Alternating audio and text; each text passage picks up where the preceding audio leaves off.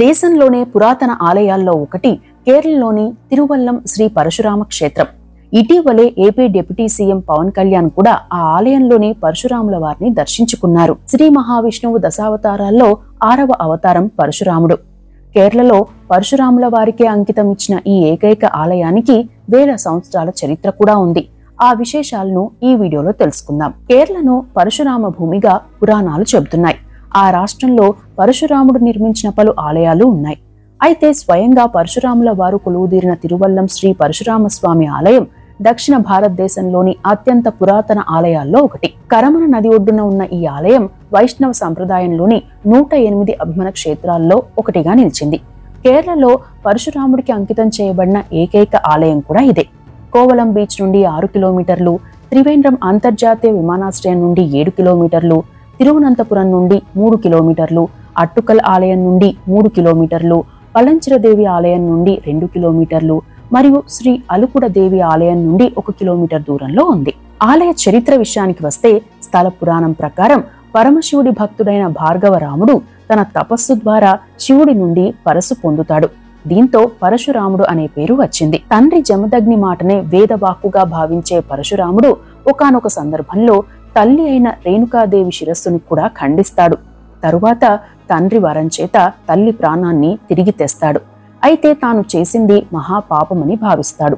ఇక కామధేనువును బలవంతంగా తీసుకువెళ్లిన 1000 చేతులున్న కార్త్యవీర్యార్జునుడితో యుద్ధం చేసి ఓడిస్తాడు. 21 సార్లు భూమండలంపై పర్యటించి క్షత్రియ జాతిపై యుద్ధం చేస్తాడు.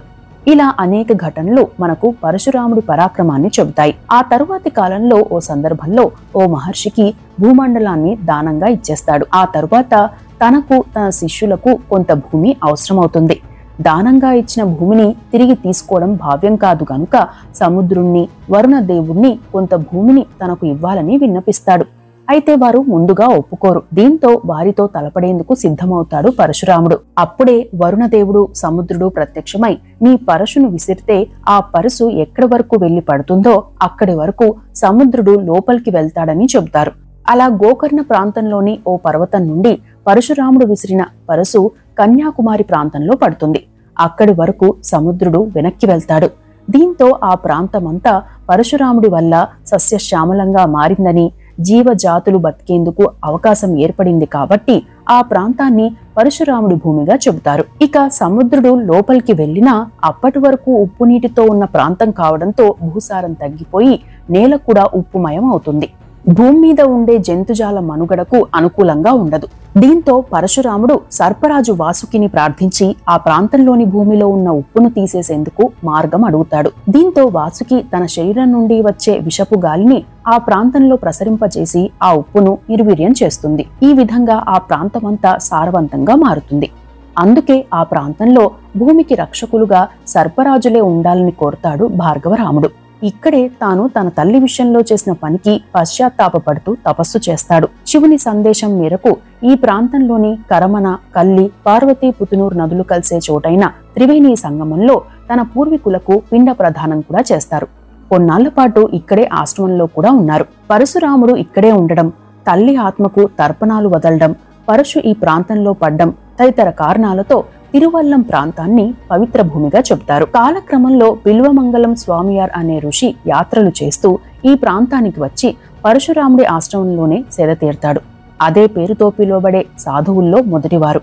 ఓ రోజు బిల్వమంగళ స్వామియార్కు పరశురాముడు సాక్షాత్కరించాడని, దీంతో బిల్వమంగళ స్వామియార్ ఇక్కడే స్థిరపడి ఈ ఆలయాన్ని కట్టించారని చెబుతారు. ఆదిశంకరాచార్యుల వారు ఈ ప్రాంతాన్ని సందర్శించి కొన్ని పూజలు నిర్వహించారు. ఆయన కూడా ఇక్కడ తన తల్లి ఆత్మకు నివాళులు అర్పించారని చెబుతారు. ఆదిశంకరాచార్యుల వారే ఇక్కడ బ్రహ్మ విగ్రహాన్ని ప్రతిష్ఠించారని కూడా చెబుతారు.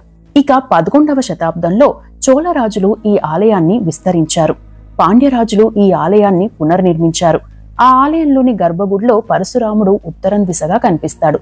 అంటే ఇక్కడి నుండి చూస్తే తిరువనంతపురంలోని అనంత పద్మనాభ స్వామి ఆలయం వైపు చూస్తూ ఉంటాడు. అందుకే అనంత పద్మనాభ స్వామి వారికి తిరువల్లం పరశురామ ఆలయానికి ప్రత్యేకమైన అనుబంధం ఉందని చెబుతారు. ఈ ప్రాంతంలో వివిధ చోట్ల ఉన్న ఆలయాలు మహావిష్ణువును ప్రతిబింబిస్తాయి. అందులో తిరువల్లం విషయానికి వస్తే వల్లం అంటే తల అని అర్థం. అంటే అనంత పద్మనాభ స్వామికి తిరువల్లం అంటే శిరస్సు అని, దగ్గరలోని అనంతన్కడ్డు ఆలయాన్ని దేహం అని, తిరుప్పాపూర్లోని ఆలయం పాదాలు అని భక్తులు నమ్ముతారు. అందుకే తిరువల్లం పరశురాముడి ఆలయ ఆవరణలో శివుడికి, బ్రహ్మకు ప్రత్యేక ఆలయాలున్నాయి. దీన్ని త్రిమూర్తి క్షేత్రంగా పిలుస్తారు. ఇక గణపతి, మహిషాసురమర్ధిని, కృష్ణుడు, వ్యాసుడు, మత్స్యరూప మహావిష్ణువు, సుబ్రహ్మణ్య స్వామి విగ్రహాలు కూడా ఈ ఆలయంలో ఉన్నాయి. ఆలయ స్వాగత ద్వారం మీద కనిపించే పరశురాముడి విగ్రహం ప్రత్యేకంగా ఆకర్షిస్తుంది. ఈ ఆలయంలోని విగ్రహాల ఆకృతి కూడా ఇతర ఆలయాల కంటే భిన్నంగా ఉంటుంది. గర్భగుడి కూడా చాలా భిన్నంగా ఉంటుంది. ఆ ఆలయం చుట్టూ ప్రదక్షిణలు చేస్తేనే ఆ విగ్రహాల ప్రతిష్టాపన ఎందుకు ఉందో అర్థమవుతుందని చెబుతారు. ఇది పరశురామ ఆలయం అయినప్పటికీ ఇది సృష్టికర్తగా బ్రహ్మని, సంరక్షకుడిగా విష్ణువుని, బాహ్య బాంధవ్యాల వినాశకుడిగా శివుణ్ణి గుర్తు చేస్తూ, అంటే త్రిమూర్తులను సాక్షాత్కరించుకునేలా ఉంటుందని చెబుతారు.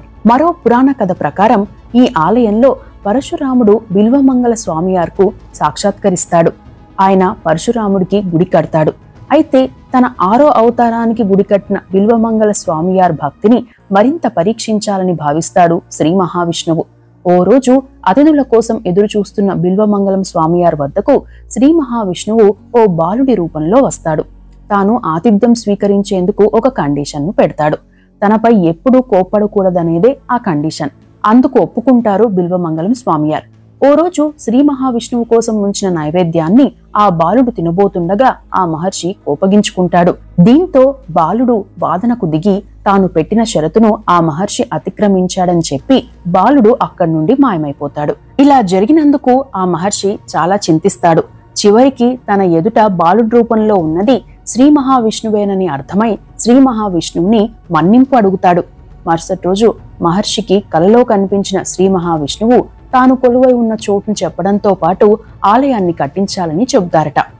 దీంతో సదరు మహర్షి అక్కడికి సమీపంలో ఉన్న అనంతకాడు అటవీ ప్రాంతానికి చేరుకుని విష్ణువు దర్శనం కోసం చూస్తుంటే అక్కడే ఓ పెద్ద ఇలుప్ప చెట్టు కూలుతుంది. దాని కింద అనంతసేన భంగిమలో ఓ భారీ విగ్రహం కనిపిస్తుంది. అయితే ఆ విగ్రహానికి తల, పాదాలు ఉండవు. తాను చేసిన తప్పుల కారణంగానే శ్రీ మహావిష్ణువు తనకు అలా కనిపించాడని బాధపడిన ఆ మహర్షి అక్కడే తపస్సు చేస్తాడు. దీంతో మహావిష్ణువు ప్రత్యక్షమై తన తల తిరువలంలో ఉందని, పాదాలు తిరుప్పావూరులో ఉన్నాయని చెబుతారు.